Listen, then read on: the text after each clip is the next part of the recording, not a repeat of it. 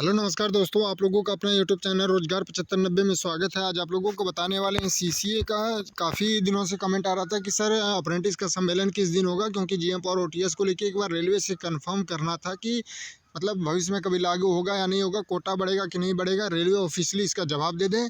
और इन सारी चीज़ों को लेके अप्रेंटिस का काफ़ी कमेंट आ रहा था कि सर एक अप्रेंटिस सम्मेलन रखा जाए जिसमें सभी अप्रेंटिस शामिल हों और सभी रेलवे के जो भी यूनियन सपोर्ट कर रहे हैं, चाहे एआईआरएफ हो एनएफआईआर हो, उसमें आके एक बार क्लियर हो जाए ताकि अप्रेंटिस करें या नहीं करें, ताकि कोई भी इसके बारे में निर्णय ले सके।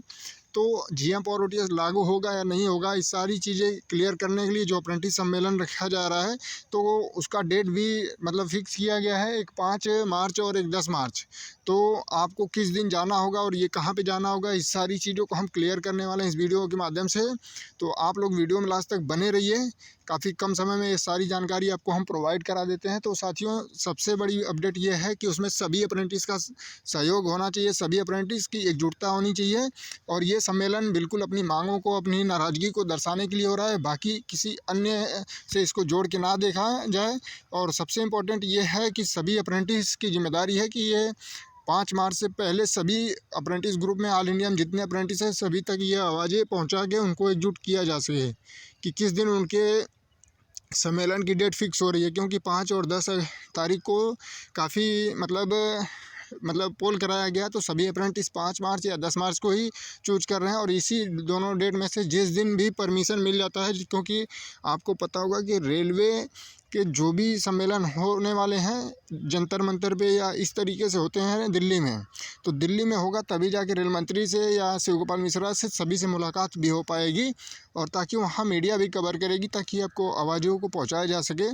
तो साथियों, आपसे यही बताना चाहते हैं कि देखिए, जितने भी लोग इसका वेट कर रहे थे कि कौन सी डेट फाइनल होगी, तो 5 मार्च या 10 मार्च 2 डेट फाइनल की गई है। और इसमें से जैसे ही प्रशासन से जो भी डेट को मतलब परमिशन मिलेगी उसी डेट को चला जाएगा, क्योंकि वहाँ पे परमिशन मिलना बहुत ज़रूरी है। क्योंकि देश की राजधानी दिल्ली है और वहाँ पे बिना परमिशन का कोई जा नहीं सकता, और वहाँ पे आप कोई भी सम्मेलन या प्रोटेस्ट के लिए आप को बिना अनुमति नहीं वहाँ जा सकते।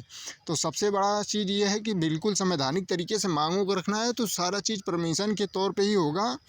तो आप लोगों को ये डेट सभी अप्रेंटिस ग्रुप में सभी जगह शेयर करके बता देनी है कि किस डेट को जाना है, कहाँ पे जाना है। तो दिल्ली के जंतर मंतर के लिए, और दिल्ली में मतलब 2-3 जगह जैसे रामलीला मैदान हो गया, ये 2 जगह मतलब परमिशन जहाँ के लिए मिल जाएगा, तो उसके लिए फाइनली आपको डेट और ये प्लेस आपको बताया जाएगा। लेकिन आप लोग बता दीजिए ताकि सभी बच्चे एग्ज़ाम मतलब दे के आ जाते हैं, क्योंकि तब तक सभी का एलपी का भी एग्ज़ाम ख़त्म हो जाएगा, ग्रुप डी का भी ख़त्म हो जाएगा, ताकि सभी लोग एकजुट आके इस समस्या का समाधान करने के लिए आएँ। ठीक है, तो हम बार बार यही आप लोगों से रिक्वेस्ट कर रहे हैं। रिक्वेस्ट आप लोगों के लिए इसलिए कर रहे हैं कि ताकि आपको न्याय मिल सके और आप लोगों को ये चीज़ें क्लियर हो जाएं, क्योंकि काफ़ी दिनों से संदेह बना हुआ है कि कभी भविष्य में लागू होगा नहीं होगा। क्योंकि भविष्य में इतनी वैकेंसियां खाली हैं, अगर अब लागू नहीं होगा तो कभी नहीं होगा। अगर लागू नहीं हो रहा है तो कम से कम कोटा बढ़ जाए, ग्रुप डी में कम से कम 50% हो जाए, एएलपी टेक्नीशियन में 15% 20% कुछ तो रिजर्वेशन हो जाए, जिससे अप्रेंटिसों का समायोजन धीरे धीरे हो जाए। तो इन सारी चीज़ों को लेके आप अपनी जिम्मेदारी पे सभी ग्रुप में शेयर कर दीजिए। और डिस्क्रिप्शन में लिंक है, व्हाट्सअप लिंक है, टेलीग्राम लिंक है। सभी अप्रेंटिस यूनिटी बना के रखें, एकता बना के रखें। और वहाँ पे ज़्यादा से ज़्यादा अप्रेंटिस जो भी पहुँचेंगे, बिल्कुल शांतिपूर्वक अपनी मांगों को रखना है। केवल अपनी संख्या बल को दिखाना है कि हमारी संख्या इतनी है, हम लोग बेरोज़गार हैं। और वो भी खुद गवर्नमेंट की जो संस्था है रेलवे, वहाँ से अप्रेंटिस करने के बाद बेरोज़गार हैं। रेलवे में कर्मचारियों की कमी है।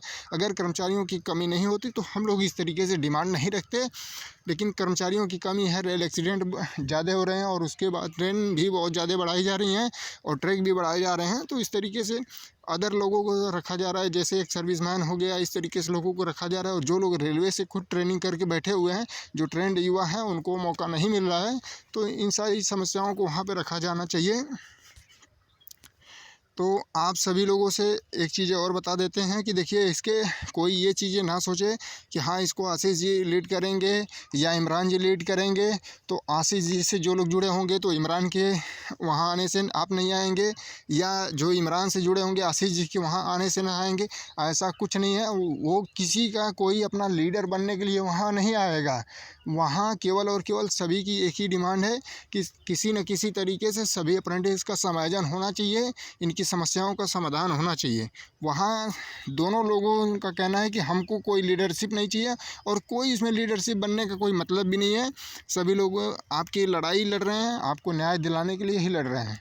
तो साथियों, आप लोग जो भी गलतफहमी होगी उसको निकाल दीजिएगा। और ऑल इंडिया में चाहे आप नए अप्रेंटिस हो, चाहे आपका 99% हो या आपका 60% हो, सभी लोग उसमें शामिल होइए और सभी लोग उसमें शामिल होकर सफल बनाइए, ताकि सभी लोगों का समायोजन हो पाए। क्योंकि 20% से पिछली वैकेंसी में 6400 लोगों का सिलेक्शन होगा और अब की वैकेंसी में 4400 से भी कम सिलेक्शन होगा। तो मेन कारण है सभी अप्रेंटिस का समायोजन होना। तो जो भी आपके मन में या आपके बीच में इस तरीके से अफवाह भी कुछ लोग फैलाएंगे कि आपको नहीं जाना चाहिए, इस तरीके से नहीं करना चाहिए, तो आप लोग उनसे बचें भी, उनसे काफ़ी दूरी बना के रखें। क्योंकि वो आपके ज़िंदगी या आपके कैरियर का फ़ैसला वो नहीं लेने वाले हैं, आप खुद लेने वाले हैं। और आप पढ़े लिखे इंसान हैं, इतने मतलब एज हो चुकी है आपकी, तो इतना नाबालिग आप नहीं हैं। आप खुद का फ़ैसला ले सकते हैं कि क्या सही है, क्या गलत है, कहाँ जाना चाहिए, कहाँ नहीं जाना चाहिए। और बिल्कुल शांतिपूर्वक अपनी मांगों को रखने जाना है। क्योंकि अपना हक और अधिकार मांगने के लिए संविधान आपको पूरी तरीके से मतलब छूट दिया हुआ है कि आप अपनी जो भी संवैधानिक मांग है आप उसको रखिए, जो भी नियम अनुसार रखिए। और बिल्कुल परमिशन लेके वहाँ पे रखा जाएगा। शिव गोपाल मिश्रा जी का भी बहुत बड़ा वहाँ पे सपोर्ट मिल रहा है AIRF की तरफ से। वो खुद उनकी तरफ से बोला गया है कि आप जिस दिन भी आइएगा, हम अप्रेंटिस के साथ खड़े हैं, हम एक अप्रेंटिस को नौकरी दिलाने के लिए तैयार हैं। हमारी तरफ से जो भी सपोर्ट है हम बिल्कुल करेंगे। तो आप लोग बीच में अगर किसी के माध्यम से बाधा डाला जाता है या गलत अपडेट फैलाई जाती है इसके बीच में, तो आप लोग उनसे बचें। बार बार हम यही आप लोगों से आग्रह करेंगे कि जितने भी आपके पास ग्रुप हों, व्हाट्सएप ग्रुप हों, टेलीग्राम ग्रुप हो, सभी में शेयर करके इन्फॉर्मेशन पहुंचा दीजिएगा, ताकि और भी अप्रेंटिस जो लोग नहीं जुड़ पाए हैं। क्योंकि देखिए, अप्रेंटिसों की संख्या फॉर्म भरने की तो 1,31,000 है, लेकिन जो ऑफिशियली हैं अप्रेंटिस, जैसे 60,000 45,000 जो भी लोग रियल अप्रेंटिस हैं, केवल उसके वही अप्रेंटिस यहाँ पे आएंगे। और उन्हीं अप्रेंटिस को आप लोग अगर जोड़ते हैं तो काफ़ी आपकी संख्या हो जाएगी। तो आप लोग अपनी जिम्मेदारी को समझ के करिए। बाकी हमारा काम है आप लोगों को जानकारी पल पल की पहुंचाना, क्या चल रहा है, क्या मुद्दा है, क्या चीज़ें हैं, कब जाना है, कहाँ जाना है, यानी जो भी अपडेट होगी हम लोग प्रोवाइड कराएंगे और बिल्कुल सपोर्ट करेंगे। तो आप साथियों से निवेदन है कि आप भी अपनी प्रत्येक जिम्मेदारी निभा के हर एक ग्रुप में शेयर करिए, ताकि सभी लोग जुड़ सकें और सभी लोग आपकी इस डिमांड को लेकर आगे बढ़ सकें और जल्द से जल्द आप लोगों को न्याय मिल सके। और ये 5 और 10 मार्च को दोनों में से जो भी डेट के लिए परमिशन मिल जाएगा, उसी डेट को दिल्ली जाना है। आप लोग बिल्कुल भी डिस्टर्ब ना होइए। और कोई इसमें लीडरशिप नहीं है। ऐसा नहीं आप मानिए कि नहीं एरा जाएगा तो हम नहीं जाएंगे, एरा संगठन नहीं जाएगा, ये जाएगा। तो इस तरीके से आप लोग मतभेद ना करिएगा। ये चीज़ आपके लिए दोबारा से हम रिपीट कर देते हैं। और जो लोग चैनल पे पहली बार आए हैं, चैनल को सब्सक्राइब कर लीजिएगा, वीडियो को लाइक शेयर कर दीजिएगा। धन्यवाद साथियों।